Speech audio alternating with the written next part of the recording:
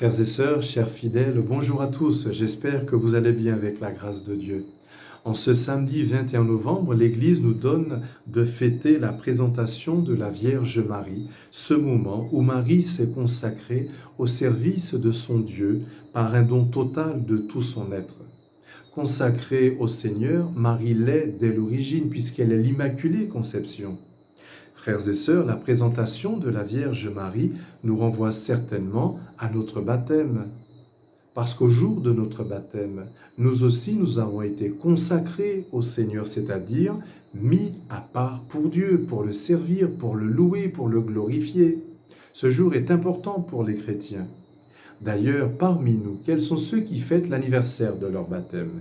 Quels sont ceux qui connaissent la date de leur baptême? Je vous laisse réfléchir. En attendant, nous poursuivons avec l'évangile de ce jour en Matthieu chapitre 12, versets 46 à 50, où nous retrouvons Jésus en train d'enseigner aux foules. Et là, pendant qu'il enseigne, il est interrompu par quelqu'un qui lui dit « Ta mère et tes frères sont là dehors qui cherchent à te parler. » La mère de Jésus, nous la connaissons, c'est la Vierge Marie, mais les frères de Jésus. Dans la Bible, dans la culture juive, frères et sœurs, et frère, pas simplement celui qui a la même mère ou le même père que moi, mais même les cousins sont considérés comme des frères. Aujourd'hui, même nous dans l'Église, lorsque nous disons frères et sœurs, ou quand tout à l'heure je vous ai salué en disant frères et sœurs, nous n'avons pas le même père et la même mère, mais en Jésus-Christ, vous êtes pour moi des frères et des sœurs, nous partageons la même foi. D'ailleurs, dans l'Église, si nous allons jusqu'au bout de cette réalité, si nous nous considérons comme des frères et comme des sœurs véritables, nous aurons à cœur de vouloir le bien de l'autre. Si tu es mon frère et ma sœur, je vais veiller à ce que tu puisses bien grandir. Si tu t'éloignes, si tu te mets en danger, je viendrai te rappeler justement ce chemin que Dieu t'appelle à suivre. Quand on aime quelqu'un comme un frère ou comme une sœur, on veut son bien, frères et sœurs. On l'accompagne dans les joies comme dans les difficultés. On fait tout pour garder ce lien. Parce que dans cette fraternité, c'est l'amour de Dieu qui s'exerce. Nos communautés églises sont-elles des lieux d'amour fraternel authentique?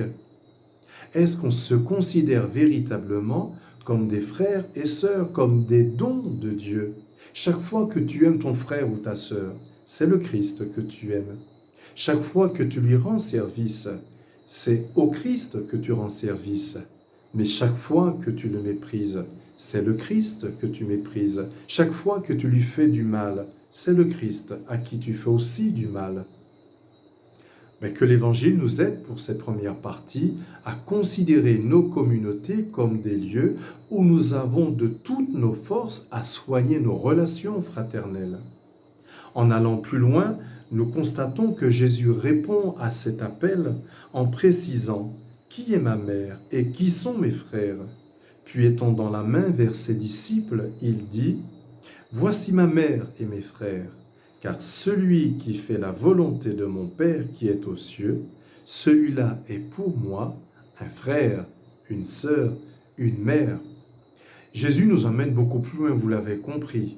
Ce qui fait que nous sommes frères et sœurs en Jésus-Christ, c'est tout simplement lorsque nous acceptons de faire la volonté de Dieu. C'est bien ce que Jésus a fait lui-même. D'ailleurs, il le dit dans l'Évangile.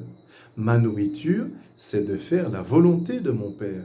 Et la volonté du Père, pour Jésus, c'est de ne perdre aucune des âmes que le Père lui a confiées. Il est souvent décrit comme le bon pasteur. Le bon pasteur va à la recherche de la brebis, celle qui s'est égarée, mais aussi va prendre soin des brebis qui sont là, qui ont reconnu sa voix et qui répondent à son appel. Nous aussi, en frères et sœurs, nous faisons la volonté de Dieu quand nous osons aller à la rencontre des brebis perdues, de celles qui n'ont pas encore entendu l'Évangile, ou de celles tout simplement qui dans ce monde se sont perdues, ne savent plus reconnaître Jésus-Christ qui leur fait signe.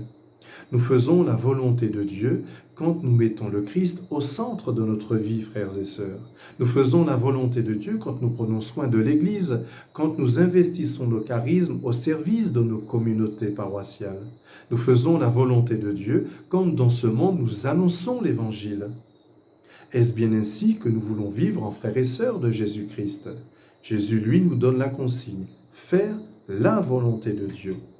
Que l'Esprit Saint aide chacun d'entre nous aujourd'hui à faire la volonté de Dieu, en nous rappelant que plus nous faisons la volonté de Dieu, plus nous nous accomplissons nous-mêmes, parce que nous permettons à l'Esprit Saint qui est en nous, de guider nos pas et de nous rapprocher de celui qui nous appelle à la vie et à la vie en abondance. À tous, frères et sœurs, je souhaite une bonne journée sous le regard de Dieu avec la puissance et la force de l'Esprit Saint.